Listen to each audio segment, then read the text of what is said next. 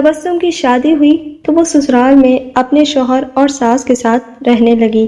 بہت کم وقت میں ہی تبسم کو یہ اندازہ ہو چکا تھا کہ وہ اپنی ساس کے ساتھ نہیں رہ سکتی۔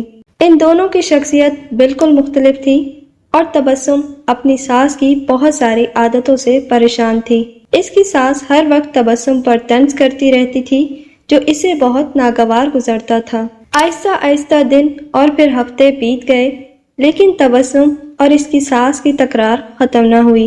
ان تمام نا اتفاقیوں نے گھر کا ماحول بہت خراب کر دیا تھا، جس کی وجہ سے تبسم کا شوہر بہت پریشان رہتا تھا۔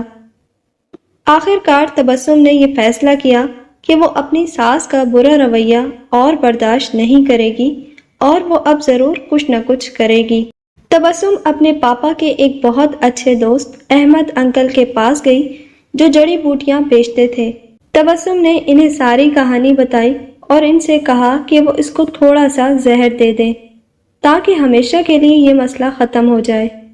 احمد انکل نے تھوڑی دیر کے لیے کچھ سوچا اور پھر کہا کہ تبسم، میں اس مسئلے کو حل کرنے میں تمہاری مدد کروں گا، لیکن تمہیں ویسا ہی کرنا ہوگا جیسے میں تمہیں کہوں گا۔ تبسم راضی ہو۔ احمد انکل ایک کمرے میں گئے اور تھوڑی دیر بعد اپنے ہاتھ میں کچھ جڑی بوٹیاں لے کر لوٹ۔ انہوں نے تبسم کو کہا کہ تم اپنی ساس کو مارنے کے لیے فوری زہر استعمال نہیں کر سکتی، کیونکہ اس طرح سب تم پر شک کریں گے، اس لیے میں تمہیں یہ جڑی بوٹیاں دے رہا ہوں، یہ آہستہ آہستہ ان کے جسم میں زہر پھیلائیں گی۔ ہر روز تم کچھ اچھا کھانا پکانا اور پھر انہیں کھانا دیتے وقت اس میں یہ جڑی بوٹیاں ڈال دینا۔ اور ہاں، اگر تم چاہتی ہو کہ کوئی تم پر شک نہ کرے کہ تم نے انہیں مارا ہے، تو تمہیں یہ خیال رکھنا ہوگا کہ تمہارا رویہ ان کے ساتھ بہت دوستانہ ہو، ان سے لڑائی مت کرنا، ہر بات ماننا اور ان کے ساتھ ایک ملکہ کی طرح برتاؤ کرنا۔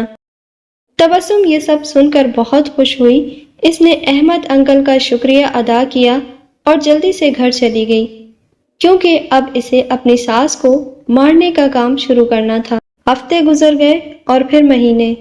تبسم روز کچھ اچھا پکا کر اپنی ساس کو خاص طور پر پیش کرتی تھی۔ اسے یاد تھا کہ احمد انکل نے اس سے کیا کہا تھا کہ اسے اپنے غصے پر قابو رکھنا ہے اور اپنی ساس کی خدمت کرنی ہے اور ان کے ساتھ اپنی ماں جیسا برتاؤ کرنا ہے۔ 6 مہینے گزر گئے، گھر کا نقشہ تقریباً بدل چکا تھا۔ تبسم نے کوشش کر کے اپنے غصے پر قابو پانا سیکھ لیا تھا۔ اب اکثر وہ اپنی ساس کی باتوں پر ناراض اور غصہ نہ ہوتی۔ 6 ماہ بعد ایک بار بھی اس کا اپنی ساس سے جھگڑا نہیں ہوا تھا اور اب اسے وہ بہت اچھی لگنے لگی تھی اور ان کے ساتھ رہنا بھی آسان لگنے لگا۔ اس کی ساس کا یہ رویہ بھی اس کے ساتھ بہت بدل گیا تھا اور وہ بھی تبسم کو اپنی بیٹیوں کی طرح پیار کرنے لگی تھی۔ وہ اپنے سب ملنے والوں کے درمیان تبسم کی تعریفیں کرتی تھی۔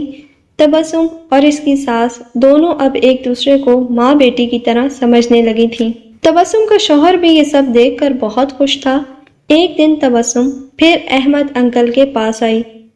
ان سے کہنے لگی کہ آپ مجھے طریقہ بتائیں کہ کیسے میں اپنی ساس کو اس زہر سے بچاؤں جو میں نے انہیں دیا ہے۔ وہ بہت بدل گئی ہیں، میں ان سے بہت پیار کرتی ہوں اور میں نہیں چاہتی کہ وہ اس زہر کی وجہ سے مر جائیں جو میں نے انہیں دیا ہے۔